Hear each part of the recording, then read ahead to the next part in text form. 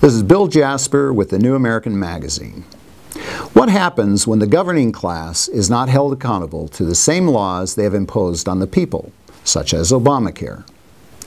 Thomas Jefferson believed, quote, "Legislators ought not to stand above the law they create, but ought generally to be bound by it as are ordinary persons," end quote. James Madison expounded on this principle in Federalist No. 57, explaining that Congress, quote, "can make no law which will not have its full operation on themselves and their friends as well as on the great mass of society," end quote. It is a principle based on plain fairness and common sense, and it is going to play a key role in the ongoing battle over Obamacare. Every member of Congress who voted for the deceptively named Patient Protection and Affordable Care Act, better known as Obamacare, knows that they are facing political extinction in the November 2014 elections because of that vote. There is plenty in the Obamacare program to outrage everyone. We've reported extensively on the many oppressive and unconstitutional features of this federal takeover, which makes up 1/6 of the American economy. Employer mandates, individual mandates, IRS snooping and fines, a dysfunctional healthcare website, security nightmares, identity theft, etc. But perhaps one of the most troubling issues that will plague incumbents in the upcoming congressional elections is the matter of controversial exemptions to Obamacare that the Washington ruling class arranged for themselves. Obamacare cheerleaders vehemently insist that it is wrong to call the special privileges they are receiving exemptions. Technically, they may be correct, but substantively, they are wrong. Thanks to measures from constitutionalists and Tea Partiers, Obamacare now requires that members of Congress and their staffs purchase health care insurance provided under Obamacare.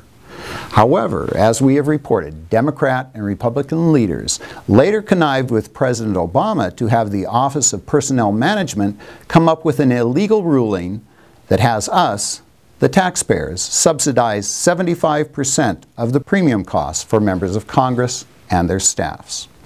As a result, they can keep their luxurious federal employee health benefits program.